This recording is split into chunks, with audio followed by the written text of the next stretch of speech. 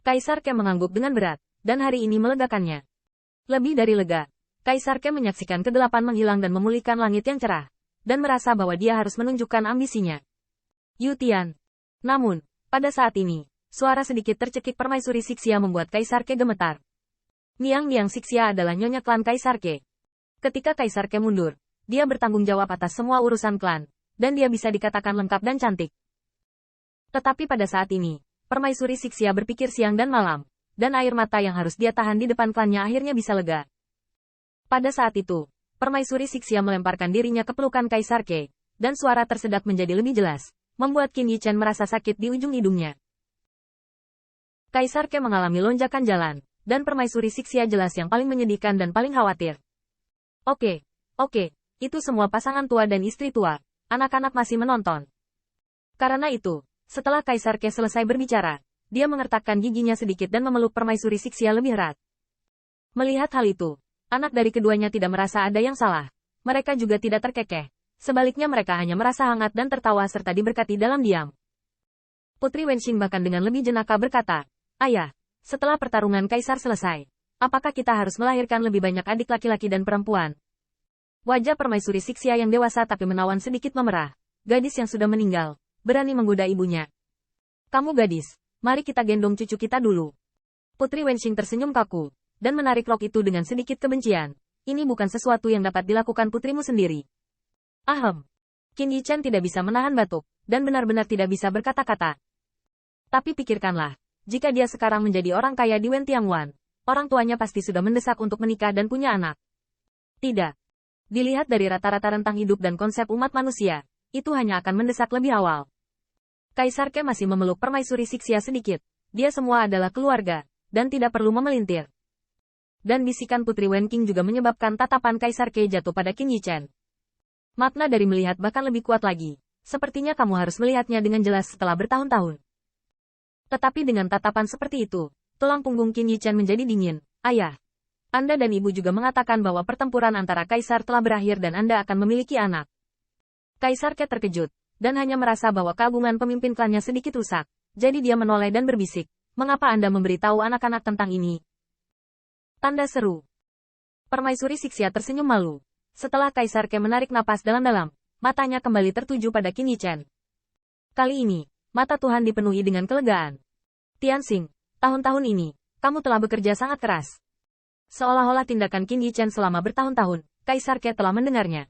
Suara kerja keras bernilai ribuan kata pada saat ini. Qin Yichen juga merasakan banyak hal. Dengan kata lain, ketika dia datang ke klan Kaisar Ke bertahun-tahun yang lalu, dia mengikuti saran Tusan Miao Xuan. Terus terang, dia sebenarnya ingin menggunakan klan Kaisar Ke untuk menemukan panggung untuk pertumbuhan. Dan dapat dikatakan bahwa sejak kebangkitan Bai Guanxing, hampir semua klan Kaisar Ke menjaganya, dan dia menempati keuntungan dari klan Kaisar Ke.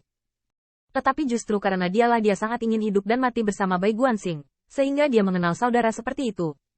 Justru karena itulah paku kepunahan Kaisar Ke dapat dipecahkan. Setidaknya di mata Kaisar Ke, ini juga kepercayaan. Surga berputar. Semuanya seperti ini. Ramai. Untung rugi buat rugi. Pokoknya jangan lupakan niat semula. Kaisar Dike melangkah maju, menepuk bahu Qin Yichen lagi, dan tersenyum. "Ketika aku akan meninggalkan bea cukai untuk ayahku, aku akan memberimu harta lagi. Tapi sepertinya tidak perlu sama sekali sekarang. Bayi di anak laki-lakimu membuat ayahku sangat rakus." Qin Yichen juga menyeringai. "Tidak apa-apa ayah, saya tidak terlalu banyak berpikir." "Kamu nak." Kaisar Ke mencibir, dan dia tahu bahwa dia benar-benar menganggap Qin Yichen sebagai sebuah keluarga. Pada saat ini, Ke Wensan melihatnya, tetapi dia tidak bisa membantu tetapi menundukkan kepalanya, ragu-ragu untuk berbicara. "Ayah, apa yang terjadi?" Kaisar Ke menoleh dan tersenyum seperti sebelumnya. Masih mantan ayahnya yang baik hati. "Biarlah Tianxing menjadi jenderal yang hebat tahun ini. Bagaimana perasaan Anda ketika Anda datang untuk membantu saya?" Ke Wensan menurunkan dan lebih dalam. "Tidak, ini bukan." Setelah ragu-ragu, Ke Wensan menggertakkan giginya lagi dan berkata dengan terus terang, "Ayah. Surga. Maafkan aku. Baru saja hatiku." Seolah-olah kegelapan di hati Ke Wensan barusan. Dia tidak bisa menipu langit dan menipu dirinya sendiri. Namun, sebelum dia selesai berbicara, dia melihat telapak tangan Kaisar Ke menggosok kepalanya. Dan senyumnya bahkan lebih menghibur. "Anakku, menurutku tidak. Aku tahu kekuatannya dengan sangat baik, dan leluhur kulit hitam memang menakutkan.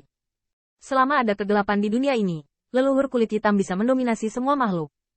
Setiap orang memiliki kegelapan di hati mereka, seperti harus ada bayangan di bawah matahari. Untuk ayahku, terkadang aku masih bertanya-tanya mengapa teman Yuan Tian itu menjadi Kaisar Yuan Tian, bukan kakekmu. Kaisar Ke mengusap kepala Kewensan. Apa yang harus kita lakukan adalah berdiam di hati kita, menjadi malu dunia, berjalan di dunia, menjadi layak Dao. Lonjakan jalan hanya memperbesar kegelapan di hatimu tanpa batas, dan itu akan berlalu, kamu tidak perlu mengingatnya. Jika Anda terjebak di dalamnya, Anda akan tertabrak tiang jalan.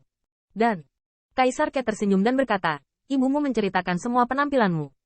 Di Wen Tiangwan, meskipun kekuatan dan prestise Anda tidak sebaik Tianxing, Anda sangat diperlukan. Terlebih lagi, dalam beberapa tahun terakhir, Anda telah mengesampingkan pencapaian militer Anda untuk saat ini, tetapi setidaknya tidak ada kesalahan.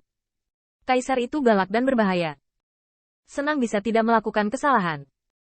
Itu mustahil untuk berpikir bahwa semuanya akan dimenangkan dalam setiap pertempuran.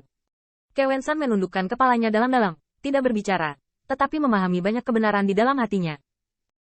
Pada saat itu, bahkan Qin Yichen merasa bahwa Kaisar Ke memang seorang Raja Ming, dan bahkan lebih dari seorang ayah yang penuh kasih. Ayah, bagaimana denganku? Putri Wenxing juga tertawa dan membungkuk, memegang lengan Dike Emperor untuk bertingkah seperti bayi.